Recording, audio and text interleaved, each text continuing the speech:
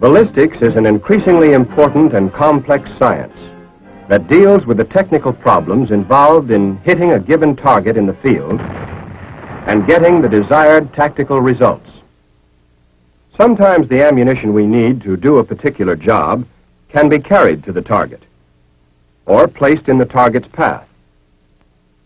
Sometimes it can be dropped on the target. But in most cases, it has to be fired or propelled. This involves the solution of three different kinds of problems which are covered by three closely related divisions of ballistics. Interior ballistics is concerned with the launching of the ammunition. Exterior ballistics is concerned with its behavior in flight. And terminal ballistics deals with the action of the ammunition at the target. Let's look first at the problems involved in launching our ammunition with launching devices that are complex, precision-made instruments, but which operate on a principle as simple as that employed in a pea shooter.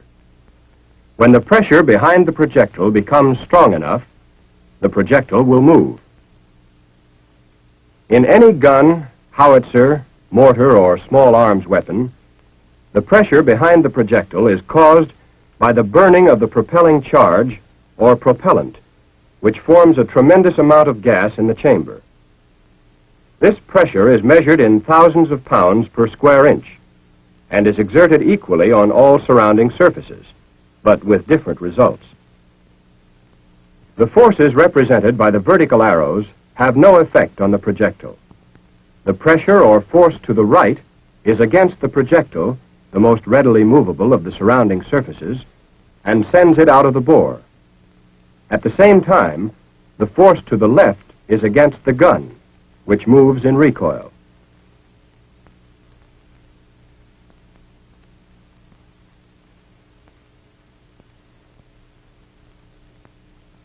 By making a few changes in our simplified gun, we can see what happens when we launch a rocket.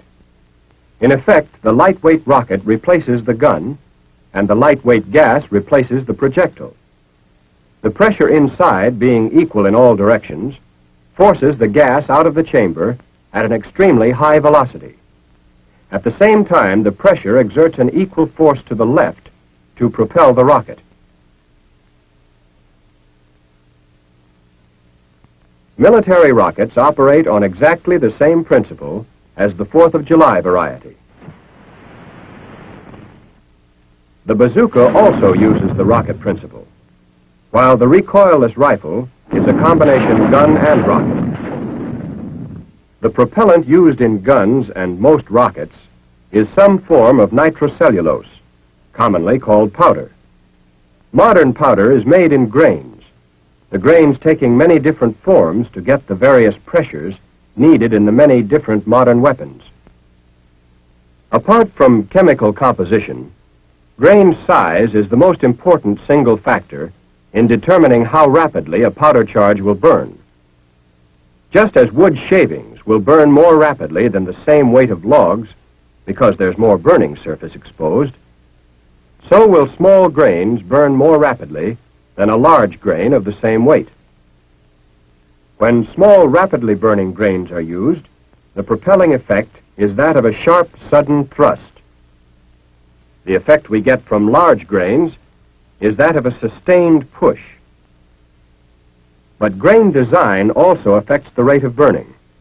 In general, there are three types of grain: a large grain with 7 holes, a medium-sized grain with 1 hole, and a small solid grain called a degressive grain. When ignited inside a gun, it burns fast and the pressure rises rapidly. As the burning surface decreases, pressure is generated at a slower rate. Here's a graph to show pressure action during burning. The degressive grain produces a very high pressure quickly, but the movement of the projectile tends to let the pressure drop off rapidly. The medium-sized grain with a single hole is called a neutral grain. In this form of grain, the burning is slower at first, but the burning surface remains constant during the burning period. Thus, the maximum pressure is not as high as with the digressive type, nor does the pressure drop off as sharply when the projectile moves. The large grain with the 7 lengthwise holes is called a progressive grain. Here, the burning surface increases due to the number of holes. The pressure produced is not as high as with the others, but it falls off even less rapidly as the projectile moves. This grain is preferred in modern high-velocity weapons because it gives the projectile a steady push, produces higher muzzle velocities, and has a lower maximum pressure than is possible with other types of grains. There are many other grain designs, the fast-burning powder sheets for mortars, for example. Neutral tube-shaped grains for certain types of rockets, as well as a variety of other kinds, each designed to provide the particular burning characteristics best suited to the weapon concerned. Now let's see what kind of pressure action we need for different guns. When we burn a suitable charge of progressive grains, the pressure is moderate and sustained, sending the projectile out of the bore with a continuous push. This kind of pressure action is just what we need to get high velocity in long-barreled artillery. But now we'll see what happens when we use the same charge in a short-barreled weapon. There's considerable muzzle flash, and the powder continues burning even after the projectile has left the bore, indicating that energy is being wasted. For a short-barreled weapon, a small digressive grain should be used. This builds up maximum pressure quickly to accelerate the projectile in a short space without undue burning afterward. This kind of pressure action is just what we want for low-velocity weapons, such as mortars or pistols. But if we use digressive grains in a long-barreled gun, there's a chance that the higher maximum pressure produced will blow it up. For a rocket, we need a low, steady pressure, so we use a special neutral grain. The low pressure will not burst the lightweight rocket, yet give smooth acceleration. For the V-2 and other large rockets, it's better to use certain liquid propellants, mixing them at a constant rate to assure constant burning.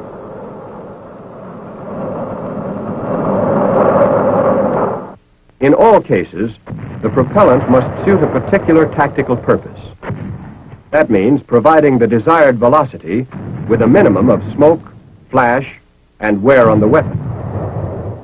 Interior ballistics is a highly complicated science, and what you've seen isn't the whole story by any means. But you do know what an important part pressure plays in launching the projectiles. You know something of the effects of grain size and design on gas pressure. And you know the relative burning action of the digressive and other types of grain. In other words, you've got a good idea of why and how a projectile leaves home. Now you're ready to consider exterior ballistics. Exterior ballistics is concerned with the behavior of projectiles in flight. If we could fire a cannonball, influenced by no outside forces, it would continue forever in its original direction at its original velocity. If we add the force of gravity, the cannonball follows this sort of path or trajectory. By adding air resistance, we get this result, and the range is shortened still more. To overcome air resistance and get greater range, we might streamline our cannonball, stretching it into a projectile. But look what happens. Our projectile tumbles, and the range is shorter than ever. We need something to stabilize our projectile in flight. One solution is to equip the projectile with fins. The use of fins solves the problem very effectively for mortars and some types of rockets, and the result is much greater range. Having the projectile spin is another solution to the tumbling problem. This, however, causes the projectile to swerve from a straight course, drifting to one side according to the direction of the spin. That isn't as bad as it might seem because we know it's going to happen and we allow for the drift in aiming. To get the required spin, spiral grooves are cut in the bore of the gun and a soft rotating band put around the projectile. The band engages the grooves and the projectile rotates or spins. Although there are many forces affecting the projectile, the most important to remember are gravity, which pulls the projectile down, and drag due to air resistance, which slows the projectile. There's nothing we can do about gravity, but we can overcome the effects of drag to some extent in the design of our projectiles. For instance, by the streamlined windshield on this one. Boat tailing, another method of streamlining, also helps to reduce drag. For long-range fire, we must consider, in addition to gravity and drag, the effects of varying density of the air, the temperature of the air, winds over the trajectory, and the rotation of the Earth. The basic problem of the exterior ballistician is always the same: to study, improve, and predict the behavior of projectiles or missiles in flight. Solution of the problem involves the knowledge of many complex forces, the application of many scientific principles, the use of many ingenious lightning-fast computing machines. The ultimate purpose of all this is to design projectiles and compute firing tables, both of such accuracy that our combat units get the maximum number of direct hits. And that is where terminal ballistics comes in. In terminal ballistics, we are concerned with what happens at the target, with the problem of getting the type of action we want for each different kind of target by the most economical, practicable means. Our projectiles, bombs, warheads, mines, grenades, and so forth are designed to provide different basic effects. By using a large amount of high explosive, we get an effect called blast, making use of violently expanding gases under tremendous pressure. Blast shatters brittle masonry or concrete. It will also twist and tear the metal construction of buildings and vehicles. If penetration is the important thing, we can use a high-velocity projectile with a tough nose and little or no explosive. This sort of projectile will penetrate wood, stone, and up to several inches of steel. By using certain proportions between the weight of the explosive and the thickness of the projectile, we can get fragmentation. Our projectile or bomb breaks up into hundreds of flying fragments. They penetrate like bullets, but leave more jagged, irregular holes. Fragments from bursting shells can do severe damage to personnel and to light structures, such as this plane. Finally, by using incendiary projectiles or bomb clusters, we can start fires to cause great damage in a city, or in a structure or area where large quantities of supplies are stored. Generally speaking, each type of action will be effective against one particular type of target, but a combination will be even more effective. So our projectiles and bombs are usually designed with such a combination in mind. Now, to time or control the action of the projectile at the target, we use different types of fuses. Some of our fuses act on impact, either instantly or after a short delay. Time fuses act a set time after launching. Proximity fuses when they get near the target. Fuse location is also important. In certain cases, we'll get the best results by placing the fuse at the front end of the projectile. In other cases, it works better in the base. Bomb fuses are sometimes placed on the side, and in the larger bombs, more than one fuse is necessary. The fuse type and fuse location determine to a large extent the type of action we get at the target. Now let's consider a typical application of these fundamentals of terminal ballistics in dealing with an enemy plane. Fragmentation is the effect we want.